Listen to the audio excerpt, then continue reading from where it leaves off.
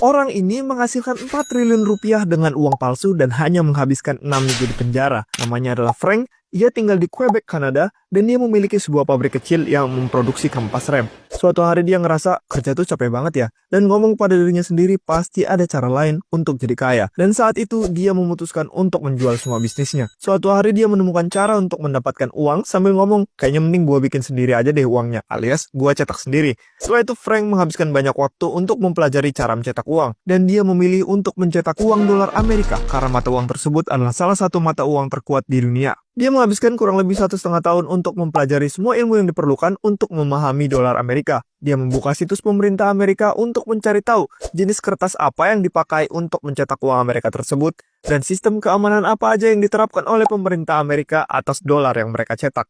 Setelah mendapatkan banyak informasi, Frank menghubungi banyak pabrik kertas di Eropa. Ya tentu saja ke Eropa, nggak mungkin di Amerika kan? Dan dia menemukan satu pabrik kertas di Jerman yang membuat kertas yang cocok dengan kertas yang dipakai untuk membuat uang dolar Amerika.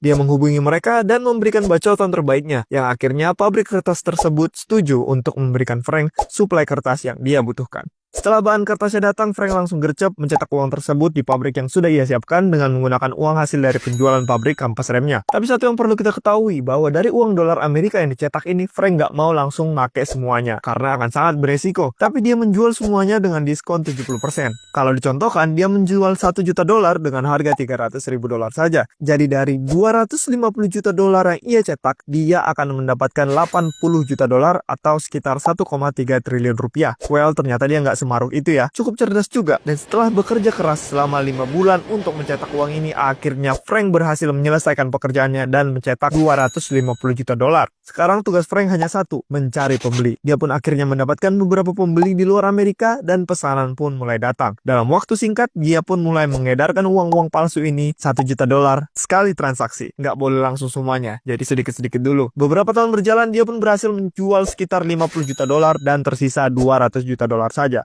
Namun suatu waktu, Frank merasa dia butuh pembeli yang baru agar uang tersisa bisa habis terjual semua. Tapi satu yang dia tidak tahu, pembeli yang baru yang dia dapatkan ini ternyata sudah disusupi oleh agen rahasia. Suatu hari Frank sedang membawa mobilnya untuk mengantar uang palsu tersebut sebanyak 100 ribu dolar. Dia nggak sadar, jauh di langit di atas sana sudah ada helikopter polisi yang mengikutinya dan berharap bisa menangkap bangsa Frank saat melakukan aksi. Tak lama setelah itu, ketika Frank sedang menikmati malam di rumah pacarnya sekitar jam 5 pagi, ada ketukan keras di pintu depan. Frank membukanya dan ternyata yang ada di depan pintu adalah polisi Kanada dan beberapa agen spesial dari Amerika. Dan Frank pun ditangkap. Mereka pun akhirnya menggeledah rumah pacarnya, mobil punya Frank, dan menggeledah pabriknya dan menemukan 949